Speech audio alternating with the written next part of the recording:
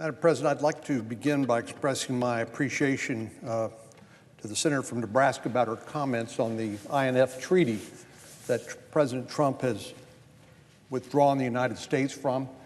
It wasn't much of a treaty left, really, after Russia repeatedly violated it, and China is not even bound by it. And so it's very important that when we're talking about these issues that we understand the facts and the state of the world as it is. I read a recent summary by the RAND Corporation of their analysis of Russia and China, and just put in a couple of words. They call Russia a rogue, not a peer, and China a peer, not a rogue. Now there's a lot behind that, but I think it really is true that the only way we're going to deter the Russians is by maintaining our strength.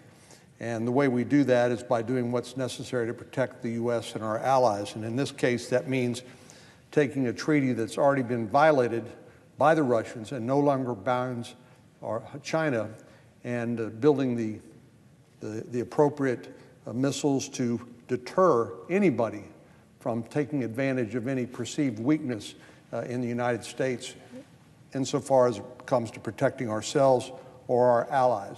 So I'd like to express my appreciation for those comments and support them. Madam President, it's with a heavy heart that I come to the Senate floor this morning to express my deepest condolences for the friends, family, and colleagues of U.S. Border Patrol agent Donna, who was killed in the line of duty this last weekend. On February the 2nd, Saturday, Agent Doss responded to a call for assistance from a Texas Department of Public Safety trooper on Interstate Highway near Abilene, Texas. While on the scene, she was struck by a passing vehicle and died shortly thereafter of her injuries. During her more than 15 years of dedicated service, Agent Doss has made immeasurable contributions to public safety both in Texas and beyond. Her career with the Border Patrol began at the Brackettville Station in the Del Rio sector, where she worked to disrupt and dismantle several narcotics organizations as a Drug Enforcement Administration task force officer. Her career then led her to Washington State, where she led the Criminal Alien Prosecutions Unit for the Spokane sector. And then in 2011, Agent Doss made her way back to Texas to serve in the Laredo sector, first as Supervisory Border Patrol agent and later as Operations Officer. And since March of 2017, she served as resident agent in Abilene, where she was responsible for all enforcement operations across 8 counties. In addition to leading a distinguished career, Agent Doss was a loving wife, daughter, sister, and stepmother. Her loss is another solemn reminder of the courageous sacrifices law enforcement officers and their families make every day. We're grateful to all of those who put their lives on the line when they put a uniform on each morning, ready to confront the unknown challenges that lie ahead. I'm particularly grateful to the men and women in green who make up our nation's Border Patrol, like Agent Doss. I want to thank Agent Doss's family for her selfless service and sacrifice, and I send my heartfelt condolences to Agent Doss's family, friends, Acting Sector Chief Matthew Hudak, and the agents of the Del Rio Border Patrol sector where she honorably served, and the entire Border Patrol family during this difficult time.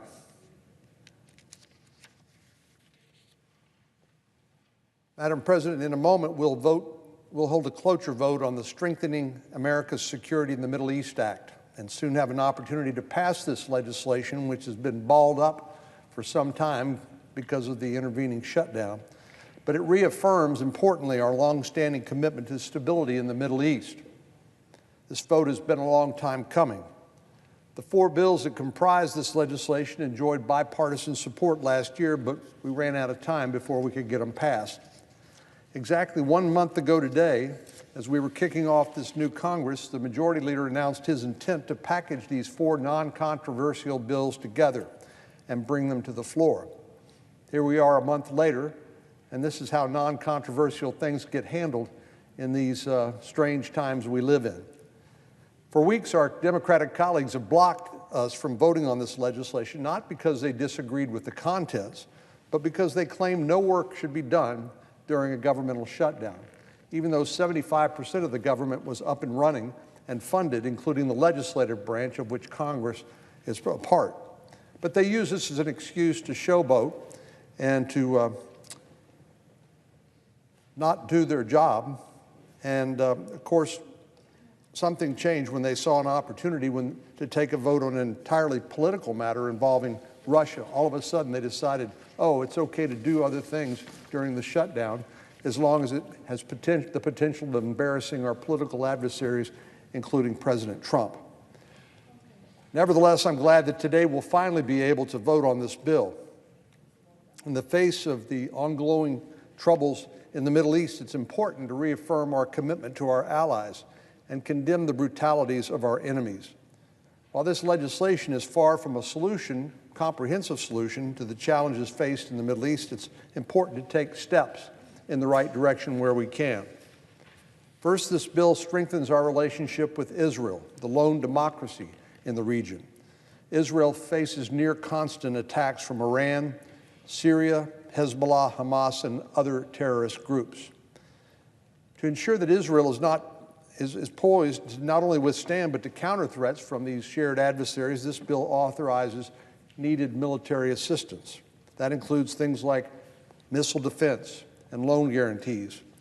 It also includes measures to enhance Israel's ability to address threats in its vicinity, like drones, which are increasingly used by Iran, which is bent on the destruction of the Israel state. This is a major step to ensure that the nation of Israel is poised to tackle both the threats of today and tomorrow. Secondly, this bill provides support to Jordan by reauthorizing legislation to deepen our defense cooperation. Jordan has borne the brunt of much of the upheaval in the Syrian civil war, with many, many refugees calling Jordan their home temporarily because they're displaced from their home country. Jordan continues to face grave challenges posed by that chaos in Syria, and our assistance is desperately needed. As I said, Jordan has absorbed a disproportionate number of refugees who've been escaping the Syrian civil war.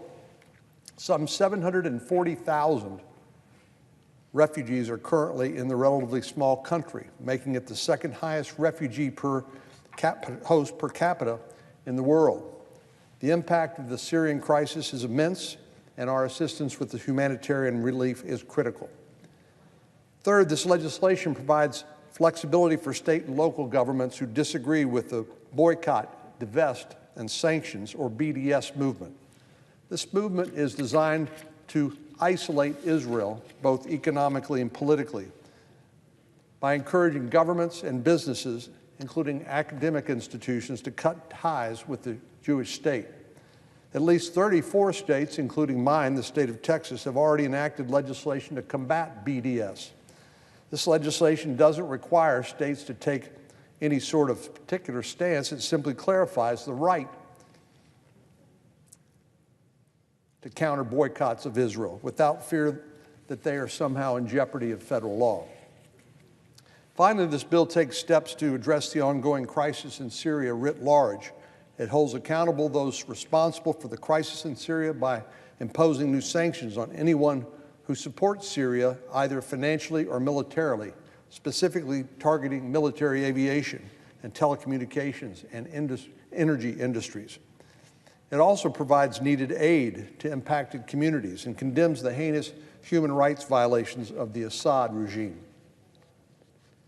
In addition to these four pillars of this legislation, I'm glad we have the opportunity to vote this afternoon on an amendment to affirm that American leadership is needed in our ongoing fight in Syria and Afghanistan.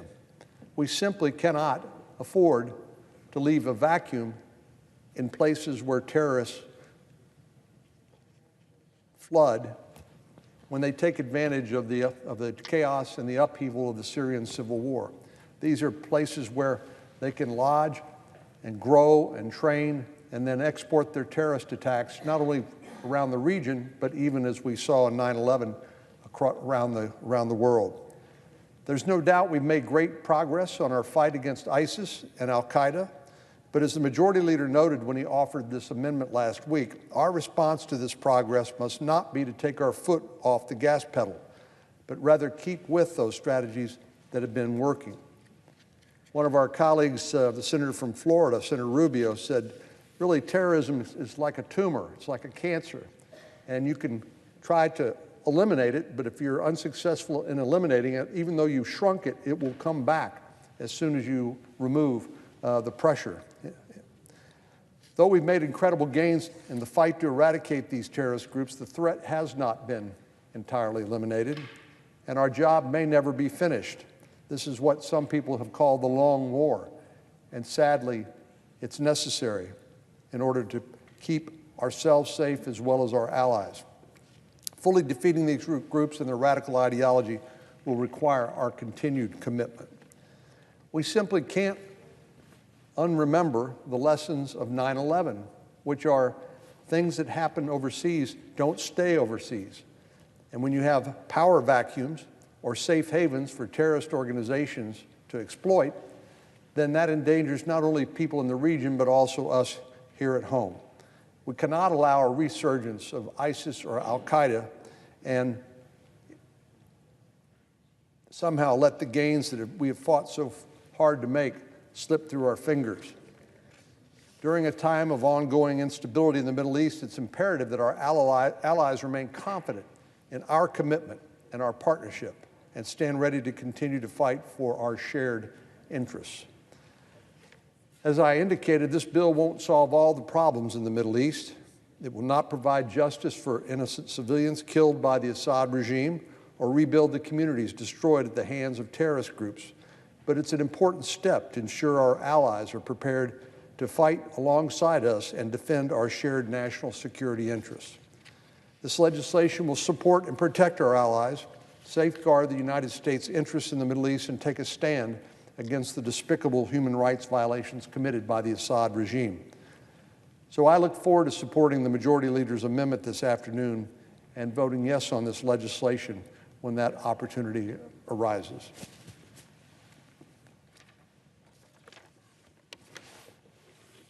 And finally, Madam President, I ask unanimous consent that the following interns at the Senate Energy Committee be granted privileges of the floor through March 15, 2019. Grant Cummins and Alexandra Ongman. Without objection. I yield the floor, and I note the absence of a quorum. The clerk will call the roll.